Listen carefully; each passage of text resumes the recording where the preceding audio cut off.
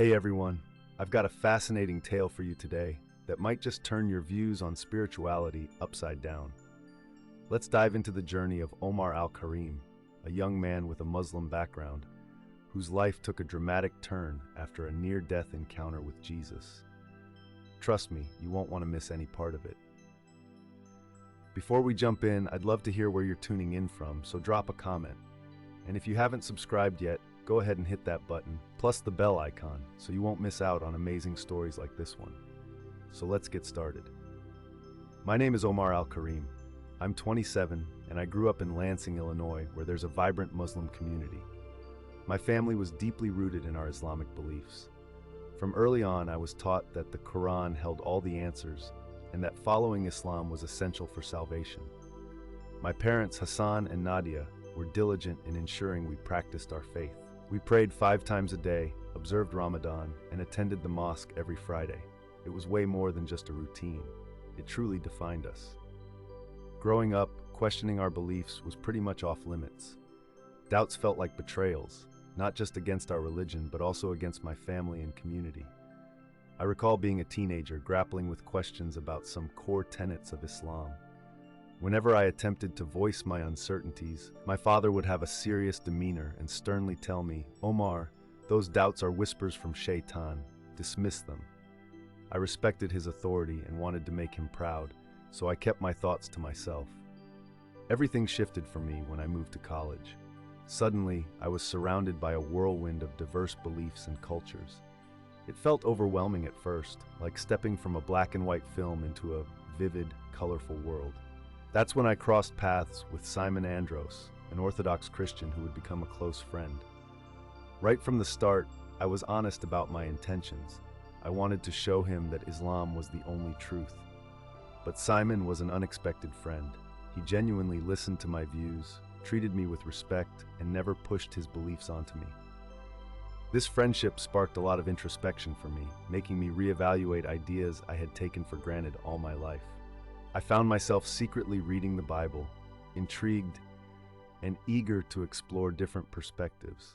While grappling with my faith and beliefs, I found myself really diving into the Quran, searching for answers to questions that had started to bubble up in my mind.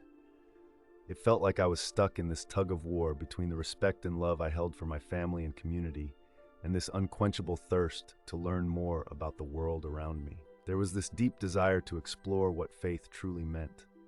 Right in the midst of all this questioning, something remarkable happened that turned everything upside down. I had a near-death experience that shook the very foundations of what I believed. But before I go into that, let me share a bit about who I was at the time. Just an everyday guy, trying to find my place among the complexities of life. Nothing like a religious expert or a person with supernatural insights. Just me, Omar, filled with uncertainty, fear, and hope. One ordinary day, I was making my way home from class, my mind buzzing with thoughts about the readings I had been exploring.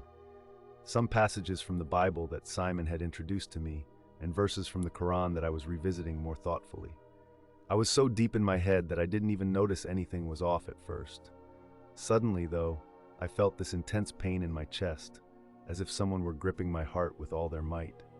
Initially, I brushed it off as just exhaustion or possibly something I ate. But the pain intensified. It became hard to breathe, like my lungs were under pressure. I glanced around, hoping to see someone who could help, but the street felt oddly deserted. My legs buckled, and before I knew it, I had collapsed onto the pavement. The blue sky was the last thing I saw before everything faded to black. Time lost all meaning at that moment. When I became aware again, I was in this surreal state, floating above my body. It's a tough sensation to describe. I looked down and saw myself lying there, motionless on the sidewalk. People were gathering, one person clearly dialing for an ambulance, but everything felt like it was happening in slow motion. The next thing I recall is waking up in an emergency room, with doctors and nurses bustling around me. Their voices sounded far away, like I was submerged underwater. I saw my lifeless body on the gurney, pale, unmoving, as the medical team desperately worked to bring me back. And then, piercing through the haze of confusion, I caught something that sent a chill down my spine. One of the doctors uttered, We have no pulse. I remember that day vividly. It felt unreal, almost like a dream. I had been declared clinically dead, which is just mind-boggling. Inside, I wanted to scream and let everyone know I was still there, that I could hear and see everything unfolding around me. But the words wouldn't come. Then, something incredible occurred. It felt as if I was being lifted from that hospital room, leaving behind that life I once knew. The surroundings transformed into a bright, warm light. It wasn't harsh or blinding. Instead, it felt inviting, almost like being enveloped in a comforting embrace. As I moved closer to this light, an overwhelming sense of peace washed over me. All my fears, worries about my family, my beliefs, my future, they vanished, replaced by a profound feeling of belonging, as if I had finally found my true home. In the heart of this brilliant light, I saw him. It was Jesus. Not the image depicted in paintings or textbooks, but a living, breathing presence. His smile was incredible, radiating love so pure and unconditional that I felt entirely vulnerable, yet completely accepted. There were no spoken words, but strangely, I understood everything he was conveying. It was as if his very essence was communicating, "Omar, I've always been right here, waiting for you." In that moment, every doubt, every question about faith and existence shrank into nothingness. I was confronted with the purest truth and love, and nothing else seemed important. I wanted to remain in that blissful presence forever. But gently, as a parent might rouse a sleeping child, I sensed Jesus indicating it wasn't my time yet. There was still a purpose for me on earth. Before I could argue, I felt a pull, like I was being thrust back into my body. The comforting light faded into the distance, and the tranquility slipped away. Suddenly, I found myself back in the emergency room, gasping for air and utterly disoriented. The doctor's face mirrored my disbelief. I caught someone exclaim, "It's a miracle! He's back!" And indeed it was a miracle. I had been pronounced dead and returned to life, but more than that, I had undergone an experience that would forever alter my understanding of God, faith, and my own purpose in this world. The week that followed my near-death event was nothing short of surreal. I found myself confined to the hospital, surrounded by baffled doctors trying to comprehend the enigma of how my heart had stopped for 5 minutes, and yet here I was, alive and well. I lay in my hospital bed, an enigma to myself and a puzzle to everyone around me. Each moment felt surreal as I replayed everything I had experienced, the sensation of floating above my body, the bright, welcoming light, and above all, my encounter with Jesus. Every time I shut my eyes, his face appeared vividly, and a warmth radiated from that heavenly glow, as if it were still wrapped around my heart. My family had been unwaveringly present. My father, Omar, gripped my hand as though he feared losing me again, while my mother, Nydia, shifted from tears of relief to fervent prayers of gratitude to Allah. They were, of course, overjoyed that I was still here, but I could sense an underlying worry. They knew something about me had changed. I felt an overwhelming urge to share everything with them, the light, Jesus, the entire experience. But words failed me. How could I convey such a monumental and transcendent moment with simple language?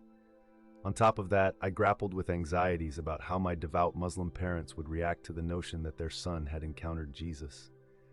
So I chose silence at first. I let them assume I was either exhausted or lost in thoughts of my near-death experience. Inside, though, it was a storm.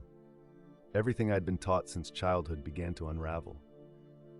This wasn't merely about rejecting Islam or embracing Christianity. It felt far deeper, as if I had touched a truth beyond any organized faith. As night enveloped the hospital room, I found myself praying, not the familiar prayers from my upbringing, but genuine conversations with God and Jesus. I questioned why I had been chosen for this experience and sought guidance on what I was supposed to do with this newfound knowledge. One night, immersed in these thoughts, a nurse entered my room. She must have sensed my turmoil, for she sat beside me and asked if I was all right. Before I even realized what was happening, my story spilled out. I recounted my experience, the light, Jesus, everything. I braced for skepticism or ridicule, but instead, I found understanding in her eyes. She took my hand and shared that her sister had also undergone a near-death experience years before. It transformed her, she said. Give it time. Don't rush to understand everything all at once. Her soothing words were a comfort. providing a sense of clarity and reassurance I'd been yearning for since I awoke. I found solace in the fact that I wasn't the only one who had felt what I'd experienced. There were others, like me, who had ventured beyond the veil that divides our world from what lies after. In the days following my release, I dove deep into research about near-death experiences. Whenever I found a quiet moment, I would sneak glances at my parents' old cell phone, concealing the screen whenever someone came too close. I discovered stories from people across the globe, drawn from various cultures and faiths, and their words echoed my own feelings: light, peace, and encounters with spiritual beings. These common threads helped me believe more firmly that my experience was authentic. It wasn't just a figment of my imagination or a hallucination sparked by my body's distress, as some skeptics might claim. No, it was a real encounter, a glimpse of something divine. This newfound belief brought along a weighty responsibility. If I'd been shown this profound reality, surely it came with a purpose. I couldn't just slip back into my old routine as if nothing had transpired. I felt different, transformed, and that meant I had to navigate this new existence thoughtfully. When the day finally came for me to leave the hospital, I walked out not just as a man who had survived a heart attack, but as someone who had faced death and come back anew. Stepping into the world again felt surreal. Colors were brighter, sounds were sharper. It was as if I was seeing everything with a fresh perspective. Yet I knew there would be challenges ahead. My family, my community would have questions, expectations. But I also carried with me a sense of companionship. The love and light from my encounter with Jesus followed me wherever I went. With that certainty nestled in my heart, I took my first steps toward this redefined life. Returning home from the hospital was a mixture of comfort and strangeness. Everything in our Lansing house, the furniture, the walls, the family pictures, looked the same as I had left it weeks earlier. But I felt different, imbued with a new sense of self that the old Omar couldn't fully grasp. For the first few days, my parents were just so thankful to have me back that they didn't seem to notice the changes in my demeanor. Perhaps they did notice, but chose to attribute it to the trauma of my experience. My mother, Nadia, cooked all my favorite dishes, while my father, Hassan, would sit beside me for hours. Sometimes we'd fall into silence, and other times he'd share fond memories of my childhood. Yet as time passed, the discrepancies in my behavior became harder to overlook. Sitting in my room, I couldn't shake the inner chaos swirling around me.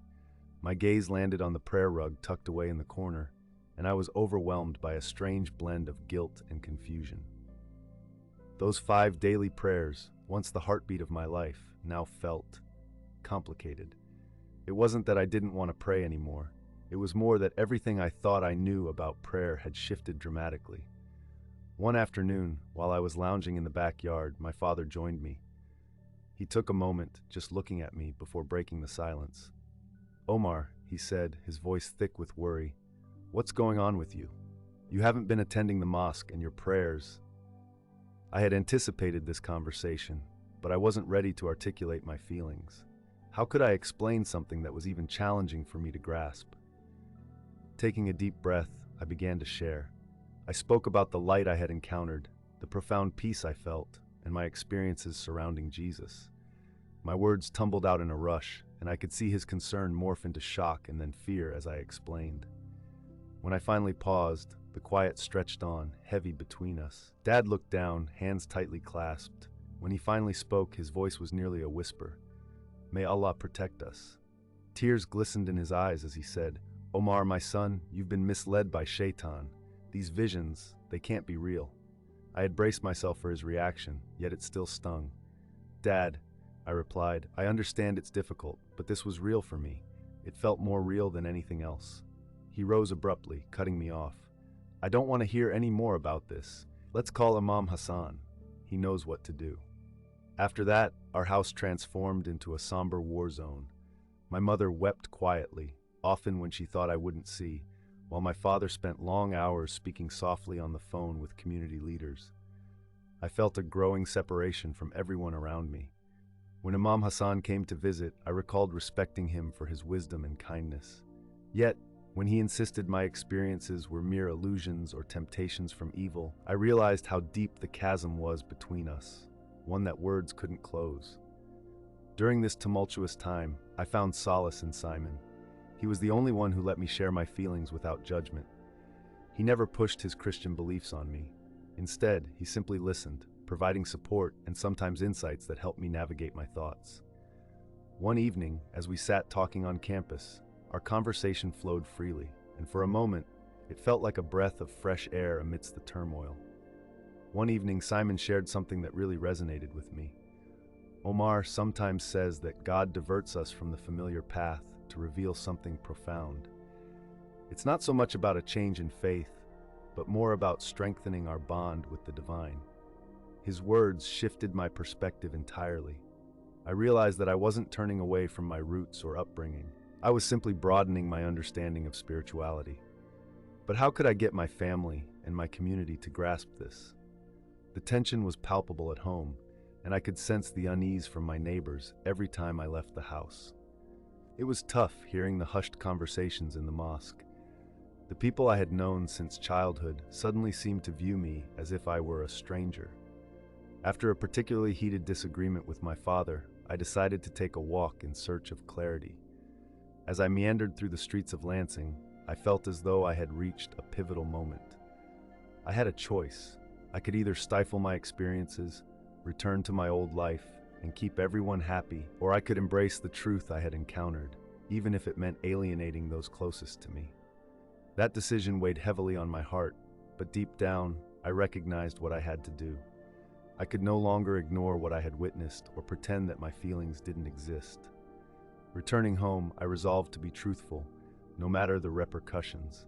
My love for my family and my community was undeniable, but I had to stay true to the revelations I had received. The road ahead would certainly be challenging, but I found comfort in the love and light that had accompanied me on my journey. With that reassurance, I felt prepared to confront whatever lay ahead.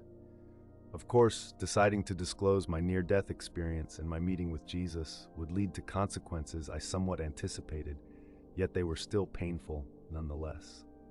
Everything came to a head during a Friday family gathering for prayer, followed by a shared meal. I could practically feel the tension simmering in the air that evening. My father hardly touched his plate, and my mother seemed unusually quiet. I knew I could no longer postpone the conversation. Mustering my courage, I said, "Dad, Mom, we need to discuss what happened to me in the hospital, what I experienced." Before I could continue, my father raised his hand, halting me. "Omar," he interrupted, his voice trembling, "think very carefully about your words. Remember your family and your community." I inhaled deeply. I have to be honest, out of respect for you both. What I went through was real. I saw Jesus and I felt his love. Everything changed in an instant, and I found myself caught in a whirlwind of emotions. My father erupted in anger, accusing me of being misled and turning my back on my faith and family. Meanwhile, my mother sat there, tears silently streaming down her face and splattering onto the table. I attempted to explain that my feelings didn't equate to rejecting Islam. I was merely sharing an experience that broadened my understanding of God.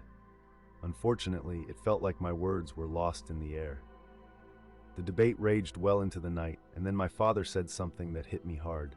"Omar, if you keep this up, you won't have a home here anymore." Those words were like a gut punch. I knew my revelation would stir trouble, but I never expected it to escalate to this level. I glanced at my mother, hoping for some empathy, but she avoided my gaze, seemingly unable to handle the tension. That night was restless. I tossed and turned, replaying our argument over and over, questioning if I had done the right thing. Every time a wave of doubt washed over me, I would picture the warmth and love I felt when I was with Jesus, reminding myself that I couldn't just turn away from that experience. The next morning, the house felt icy. My father didn't utter a word to me, and my mother sidestepped my eyes. I isolated myself in my room, trying to digest the situation. Then a text from Simon popped up, checking in to see if I was all right. I could no longer stand the deafening silence, so I decided to meet him. We chose a cafe close to the college. The moment he spotted me, Simon sensed something was off. I poured out everything that had happened, and he listened attentively, offering me comfort and understanding. "Omar," he said after I was done, "what you're facing is incredibly tough, but remember, you're not alone in this fight." His encouragement lifted my spirits, but it also drove home how serious things had become. I could lose my family, my community, everything familiar. As the days passed, the tension at home escalated. My father wouldn't even look me in the eye, only talking through my mother. I overheard whispering about taking me to a religious leader for an exorcism, which was heartbreaking. The thought that my journey could be deemed evil filled me with sadness. News of my struggle spread like wildfire in the community. People I had known my whole life now regarded me with either suspicion or pity. Some tried to lead me back to what they called the right path, while others simply turned their backs. The isolation weighed heavily on me. It was a suffocating week after that fateful conversation on Friday when my father reached out to me. His face appeared weary, deeply lined. "I've given you some time to think," he began. "Are you ready to admit your mistake and return to the right path?" As I looked into his eyes, I remembered the man who had always been my hero. The love I felt for my family and our community surged within me, but I knew I couldn't ignore what I had come to understand. "Dad," I said, my heart breaking, "I love you. I love our family, but there's no way I can deny what I've experienced."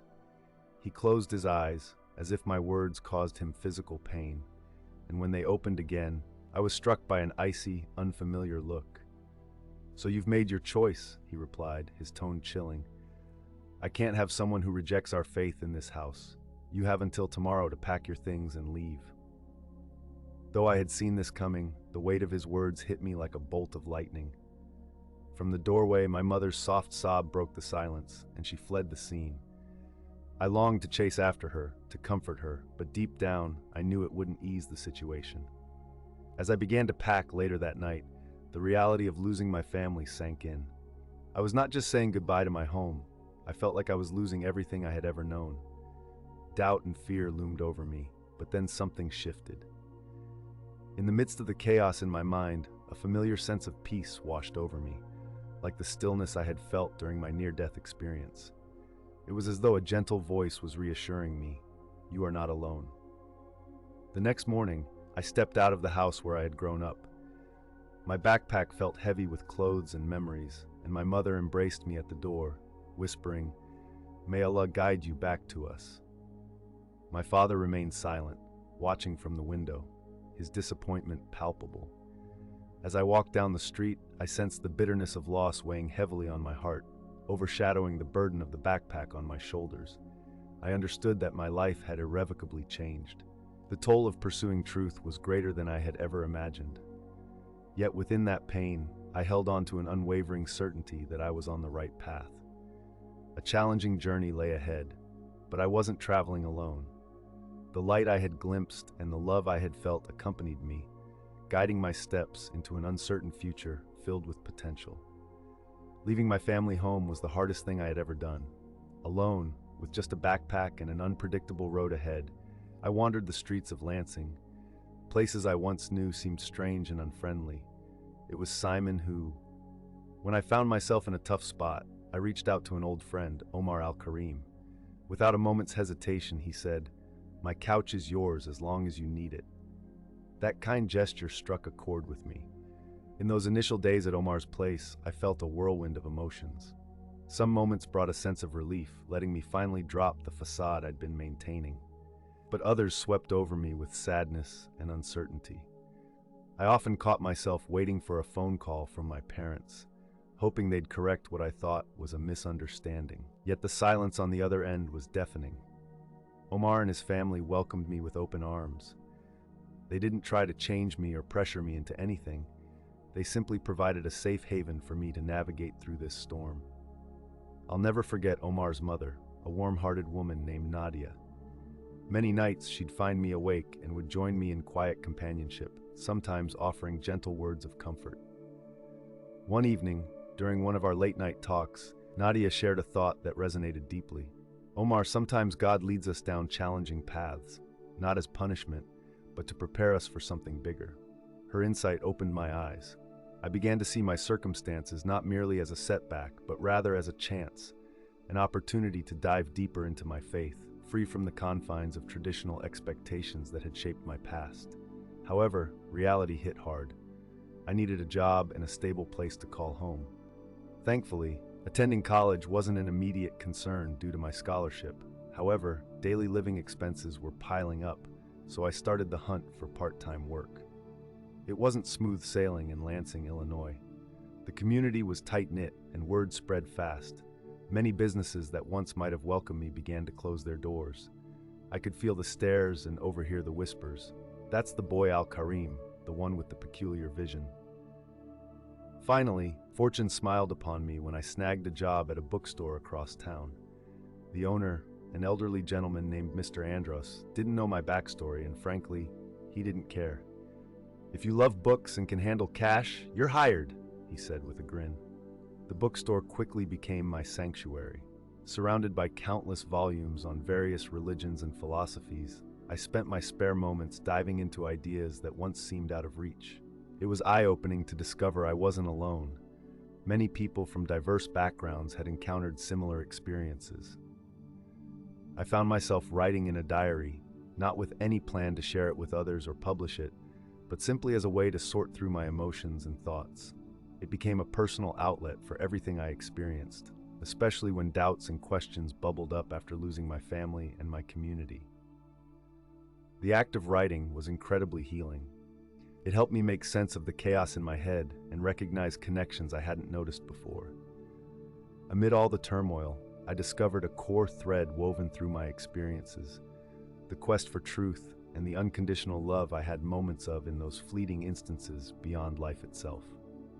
After some time, I began to create a new circle of support. Along with Simon and his family, I met others who had faced similar challenges. There were ex-Muslims like myself, but also people from other faith backgrounds. What brought us together was the desire to grasp a more profound understanding of the divine, transcending traditional religious confines. Among these new acquaintances was Sophia, a former Catholic who had encountered a near-death experience after a serious car accident. She encouraged me to join a support group for those who had undergone NDEs. Attending those gatherings was enlightening. For the very first time since my own experience, I felt genuinely understood. However, the journey wasn't smooth sailing. There were days when the void left by my family's absence felt insurmountable. I would walk past our old home, hoping to catch a glimpse of my mom tending to the garden or my dad washing the car. On those tough days, the burden of my choices felt staggering. Yet, during one of those heavy moments, I had a striking dream. I returned to that radiant light from my near-death experience. In the dream, Jesus embraced me with a warm smile. He didn't say anything, but his hug said it all. When I awoke, my cheeks were damp with tears, but I felt lighter inside. That dream was a gentle reminder of the reasons I chose this challenging path. Around 6 months after I left my parents' home, I managed to rent a small apartment. It wasn't extravagant, but it was mine.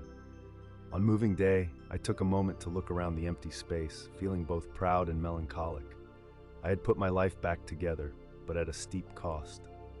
That night, sitting cross-legged on the floor, surrounded by unpacked boxes, I opened my journal and wrote, "The journey continues. I don't know where it will lead me, but I know I'm not alone. The light I once saw and the love I felt are always there with me, and that is more than enough." My journey of rebuilding was just beginning. It's interesting how life can take unexpected turns. After navigating through so many obstacles and knowing there were more ahead, I finally felt a sense of tranquility about the choices I had made. Sure, the road was far from what I had anticipated, and it wasn't exactly a walk in the park, but it was mine to navigate, and I was ready to see where it led. Time went by, and as I began to feel more at home in my new surroundings, a surprising thing occurred.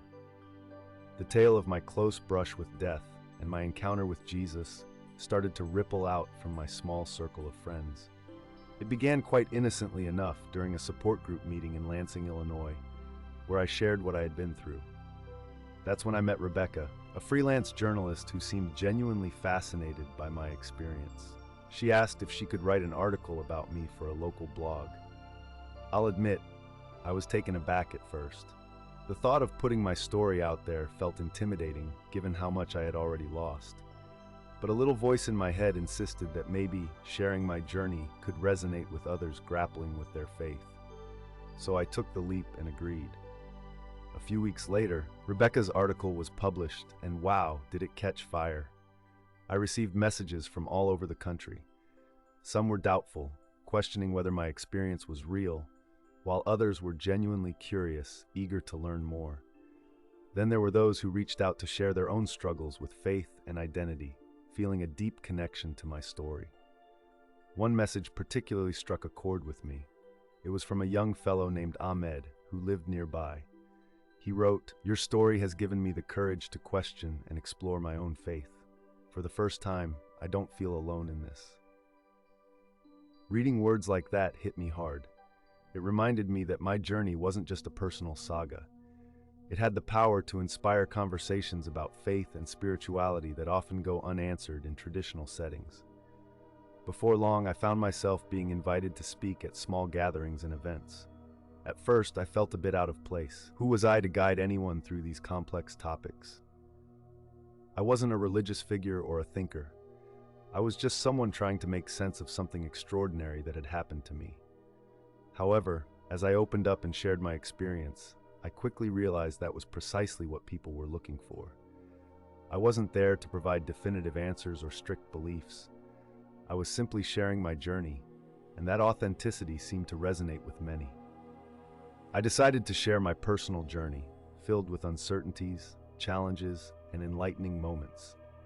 One day I found myself invited to present at an interfaith gathering at a local university. The auditorium was packed, and I could practically feel the palpable tension in the room. People from various faiths filled the seats, including a number of Muslims. I even recognized some familiar faces from my previous community. When it was finally my turn to speak, I was quite nervous, my voice trembling at first. However, as I began to tell my story, a sense of tranquility enveloped me. I recounted my near-death experience, meeting Jesus, and how this encounter fundamentally reshaped my views on spirituality and religion. I made it clear that my aim wasn't to convert anyone or claim that one belief system was superior. Instead, I intended to share my personal journey and suggest that perhaps there's more to spiritual truth than what is often conveyed through our religious practices. Once I finished speaking, an unexpected hush filled the room before questions started rolling in. Some queries were sharp, even accusatory, challenging my commitment to my faith. Others seemed genuinely inquisitive, wanting to delve deeper into my thoughts. What caught me off guard was the kindness expressed by a few, like an elderly Muslim woman who stood to share her own story. She told us about her grandson, who had endured a similar experience after a frightening accident. She revealed that they had silenced him out of fear of community backlash.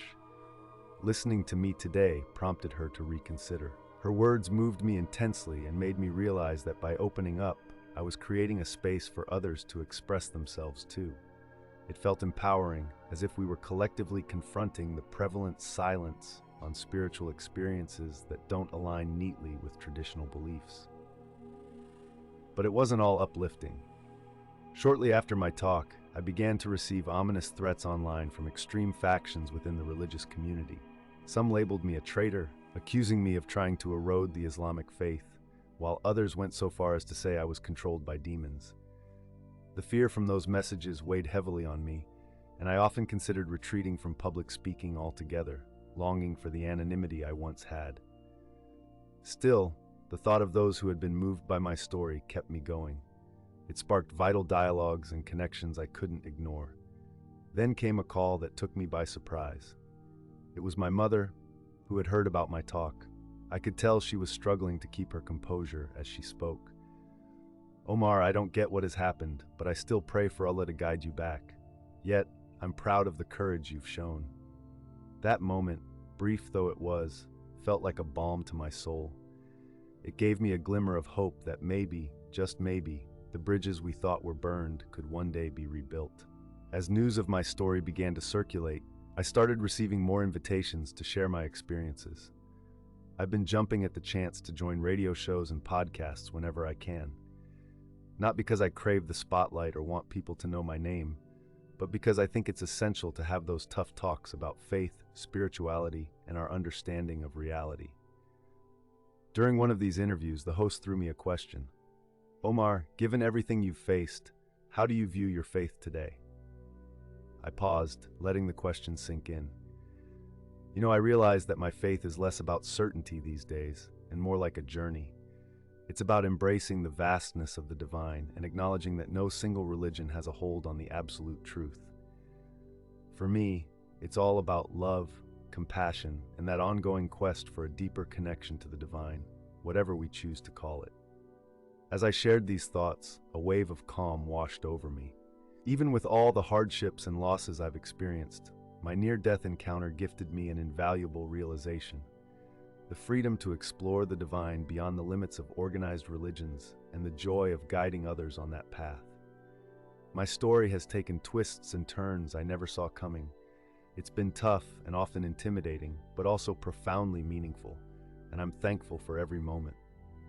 As I started sharing my experiences, I felt a pull to understand my own journey more deeply. Telling my story was just the beginning. I wanted to ground it in a broader context, both spiritual and scientific. So I dove into a mountain of books about near-death experiences, consciousness, quantum physics, and comparative religion. My time in the university library turned into countless hours of poring over philosophical and academic writings. With each page, I discovered just how vast and intricate the landscape of spiritual experiences and human consciousness really is.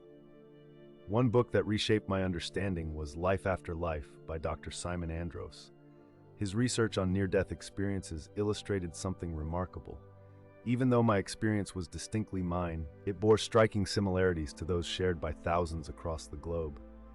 This made me think, if so many people from diverse cultures and faiths have had similar encounters, what does that reveal about reality and consciousness? I was particularly fascinated by how near-death experiences echoed the mystical moments described in different religions. The recurring themes of divine light, unconditional love, and that profound feeling of interconnectedness seemed to resonate throughout history and cultures. It was like a thread connecting us all together. It's funny how experiences can connect and overlap, almost like they form a bigger tapestry of human life. My curiosity drove me to join various workshops and conferences focused on consciousness and spirituality.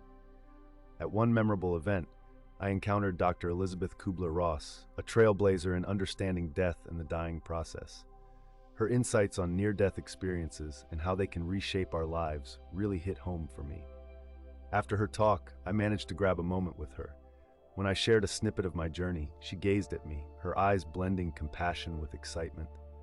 "Omar," she said, "you have a valuable gift. Use it wisely, not to argue your point or to disprove others, but to illuminate and foster understanding in the world." Her words left a lasting impact, reshaping my view about my purpose. It was never about converting anyone or validating my experiences. It was about sparking conversations, building empathy, and expanding the understanding of spirituality. But I wasn't just focused on the spiritual side of things. I became intrigued by where science and spirituality intersect. I dove into studies exploring altered states of consciousness, the benefits of meditation on our brain, and the theories of quantum physics that delve into reality's essence. One day, while watching a fascinating online lecture that linked neuroscience and mystical experiences, a light bulb went off. The presenter explained how certain spiritual experiences could be simulated in a lab through brain stimulation. At first, a wave of fear washed over me. Did that mean my experience was merely a brain event without any deeper significance? Yet, just then, a new thought emerged. What if neuroscience didn't dismiss spiritual truth, but rather revealed how we connect with it? Much like how a radio doesn't create music, but allows us to tune into it, perhaps our brains are instruments tuning into larger spiritual realities.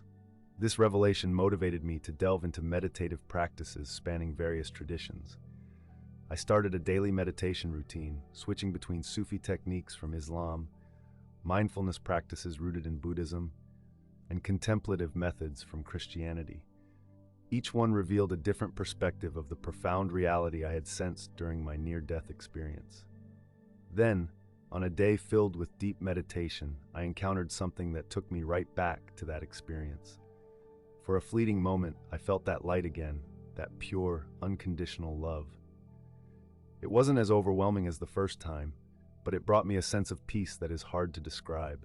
The more I delved into the mysteries of existence, the clearer it became that the truths I sought weren't hidden away in some distant afterlife, but rather lay just out of reach, waiting for me to uncover them.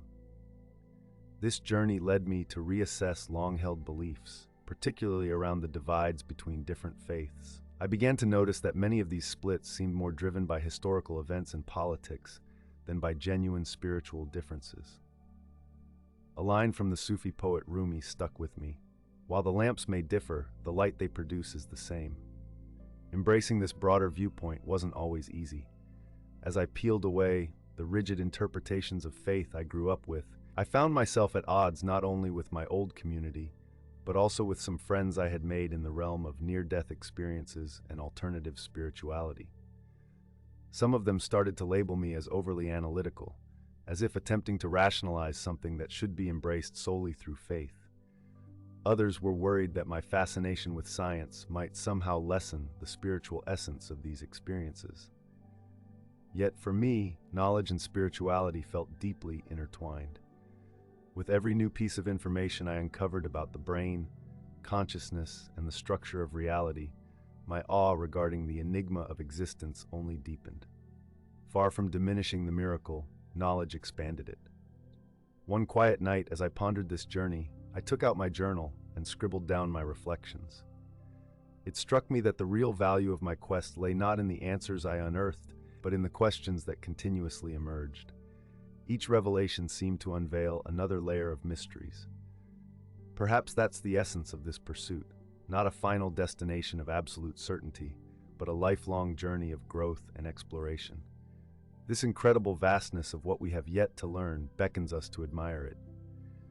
Looking back, it dawned on me that my near-death experience had merely launched a much grander adventure, one that explores the essence of reality, consciousness, and what it means to be human. This ongoing quest unfolds daily through the books I read, the meditations I engage in, and the conversations I have. Despite my growing knowledge, I learned one of the most vital lessons. The more we discover, the more apparent it becomes how much remains unknown. Within this sense of humility and the openness to mystery, we uncover a more profound wisdom.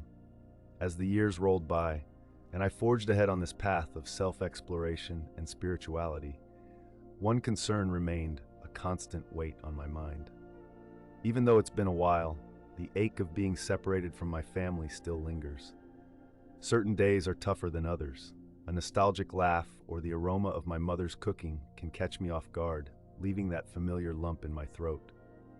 I remember the brief call from my mother after I delivered a speech at college. It sparked a tiny flicker of hope in me. Maybe, just maybe, with time and effort, we could mend our relationship. But I was fully aware that it wouldn't be easy. To take a step towards reconnecting, I began sending her emails now and then. At first, they were quite simple. Updates about my college life and my job at the bookstore, nothing too personal. I held back from mentioning my spiritual journey or the talks I was giving. I wanted to ease into this slowly, without overwhelming her. To my delight, she replied. Her initial responses were brief, sometimes just a few sentences. However, as time went on, her messages became more lengthy. She filled me in about family updates and the happenings in her neighborhood. While I never directly referenced my father, I'd occasionally say something like, "Your dad would be proud of how well you're doing in school." Then, 3 years after I had left home, an email arrived that completely caught me off guard. It was from my mother, and it brought me to tears. "Omar, my son," she wrote, "even though we don't see eye to eye on so much, please know that no matter what happens, you will always be my son, and I will always love you." Those words felt like a soothing balm on my heart. I immediately wrote back, overflowing with love and excitement at the prospect of seeing her again. To my surprise, she agreed to meet up. We chose a cafe that was far removed from our old neighborhood for our first encounter. When I spotted her walking in, my heart raced. She seemed older and warier than I remembered. We shared a long, tight embrace that carried years of unspoken emotions. Our conversation started off rocky. There were a lot of awkward pauses and shallow topics to navigate, but gradually we ventured into deeper discussions. She opened up about the pain she felt after I left. She shared with me how she cried alone every night for weeks afterward. "I didn't understand it then," she confided, "and there are still parts I don't grasp, but I'm beginning to realize that maybe it's okay not to have all the answers to love you." Her words resonated deeply with me and made me reflect. In my quest for truth, had I sometimes lost sight of the importance of love and acceptance? From that moment on, we agreed to meet up regularly, embracing this new chapter in our relationship.